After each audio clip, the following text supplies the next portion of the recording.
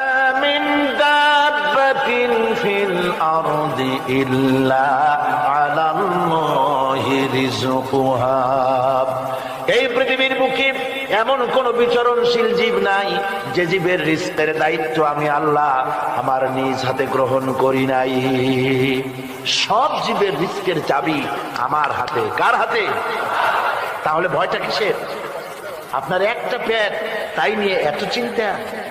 অথচ এই পৃথিবীতে আল্লাহ পাক বলেন অসংখ্য প্রাণী আছে যাদের কোনো সঞ্চয় নাই। শকুন, শকুনের মরা গরু অনেকগুলি ব্যাংকে জমা আছে নাকি? কবে কোথায় একটা মরা গরু পাইছে আর খোঁজ নাই, খবর নাই। ওগুলা কি না খাইয়া মরতে দেখছেন রাস্তায় পথে ঘাটে? সুবহানাল্লাহ। অসংখ্য প্রাণী এভাবে দুনিয়া আছে। আল্লাহ রাব্বুল আলামিন বলেন যাদের কোনো সঞ্চয় নাই, যারা কোনো সঞ্চয় করে না, এ ধরনের সাপগুলি, শিয়ালগুলি, বাঘগুলি, পাখিগুলি, জলচর প্রাণী, স্থলচর প্রাণী আর অন্তরিক্ষে মহাশূন্যে উড়ে বেড়ায় যে সব প্রাণী, এ ধরনের শত সহস্র কোটি কোটি প্রাণী, তারা সকাল বেলায় খালি পেট নিয়ে বেরিয়ে যায়। খালি পেট নিয়ে সকাল বেলায় বেরিয়ে গেল, আবার সন্ধ্যায় যখন বাসায় ফেরে সমস্ত প্রাণীগুলির পেট আল্লাহ রব্বুল আলামিন ভরে দেন। সুবহানাল্লাহ। একটা প্রাণীও খালি পেটে বাড়ি ফেরে না। সুবহানাল্লাহ, সুবহানাল্লাহ। অথচ তাদের কিন্তু জন্ম নিয়ন্ত্রণের ব্যবস্থাও নাই।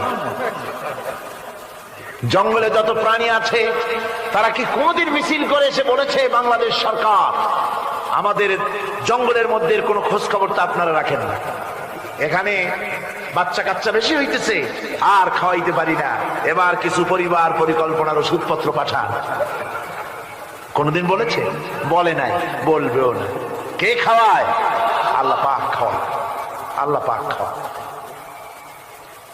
সুতরাং আল্লাহ রাব্বুল আলামিন রিজকের মালিক, একথা বিশ্বাস করতে হবে। সেই বিশ্বাসের অর্থ এই নয় যে আপনি চুপ করে বসে থাকবেন আর ফেরেশতারা রান্না করে আপনারে রূপচাঁদা মাছ খাওয়াই দিয়ে যাবে, এরকম বিশ্বাস করতে হবে, কাজ করতে হবে। এর ফলে আল্লাহ রাব্বুল আলামিন রিজকের ব্যবস্থা করবেন। ঈমান আনার পর প্রথম যে কোয়ালিটিটা হবে সেই কোয়ালিটি হচ্ছে পার্সোনালিটি, আত্মসম্ভ্রম, আত্মমর্যাদা। দুনিয়ায় কারো সামনে মাথা সে নত করবে না, মাথা নত করবে কেবলমাত্র আল্লাহর কাছে।